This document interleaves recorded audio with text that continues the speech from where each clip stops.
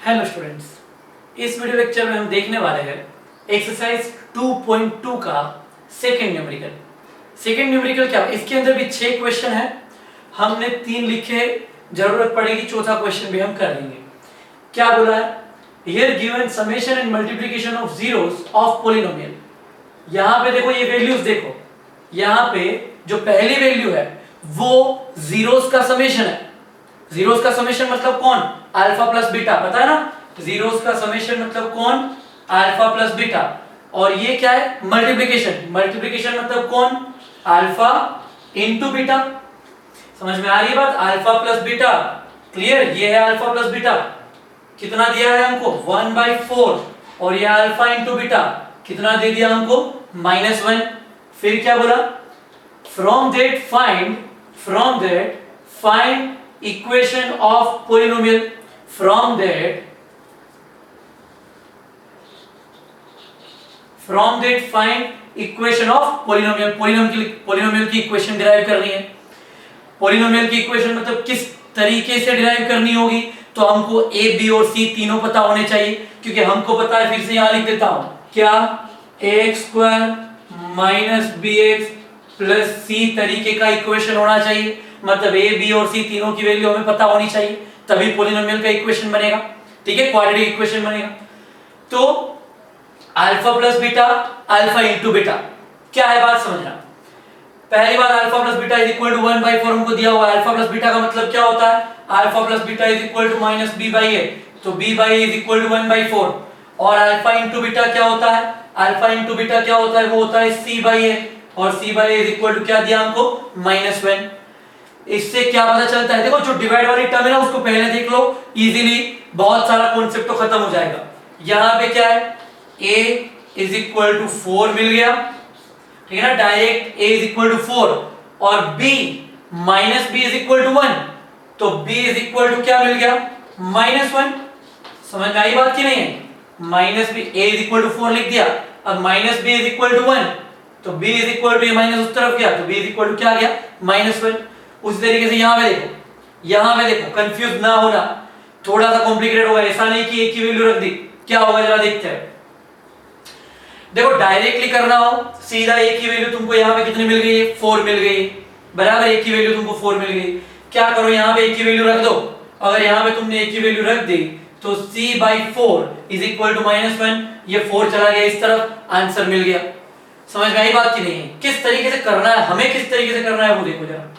तो डायरेक्टली कर देता हूं, c डिवाइड बाय, एक ही वैल्यू कितनी आई है? 4, तो c divide by 4 is equal to -1।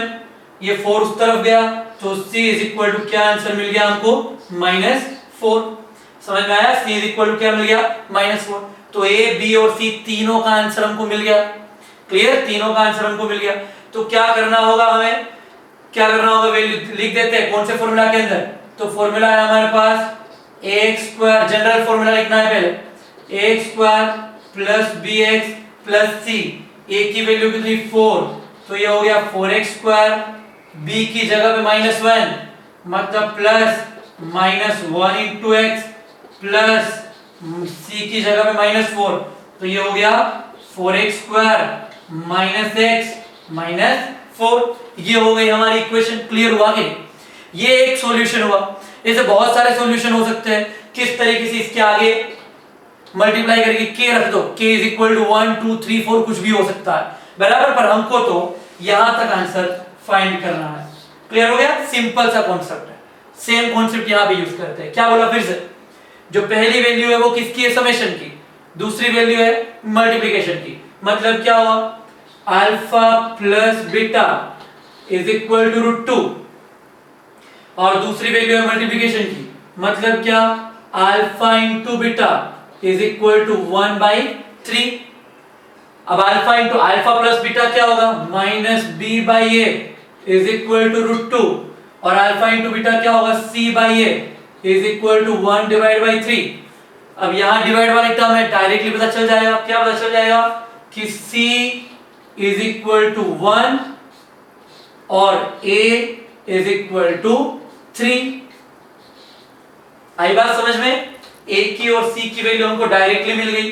अब जो a की वैल्यू है वो यहां रख दो, तो क्या हुआ? ये minus B is equal minus B divide by A की वैल्यू कितनी है 3 इज इक्वल टू √2, तो minus B is equal to ये क्या बन गया 3 यहां चला गया तो ये हुआ 3√2।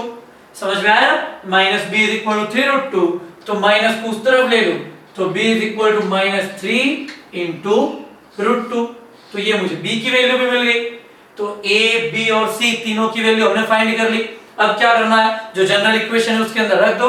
जनरल इक्वेशन क्या है, तो फिर से x² plus bx plus c value रख देते हैं। a की जगह पे a की वैल्यू कितना, तो ये हुआ 3x² प्लस b कितना -3 इंटू √2x प्लस c कितना है 1, मतलब क्या लिख सकते हैं हम 3x² माइनस 3 √2x प्लस 1, ये इक्वेशन हो गई हमारा आंसर। समझ में आया कि नहीं, बहुत ही सिंपल कॉन्सेप्ट है, सेम तरीका यूज करना है, बस यहां भी उसी तरीके से आगे बढ़ते हैं। क्या हो जाएगा जरा देखते हैं, alpha plus beta is equal to 0 and alpha into beta is equal to √5। Alpha plus beta क्या होता है, -b/a is equal to 0। Alpha into की बीटा क्या होता है, c/a इज इक्वल टू क्या हुआ √5। यहां पे कोई भी टर्म डिवाइड वाली नहीं है, तो क्या करते हैं, जो √5 है उसके डिवाइड बाय क्या ले लेते हैं 1 तो हम कहीं भी रख सकते हैं, तो डिवाइड बाय ले लिया हमने 1। समझ में आई बात, डिवाइड बाय 1 ले लिया, नहीं थी तो टर्म बना ली।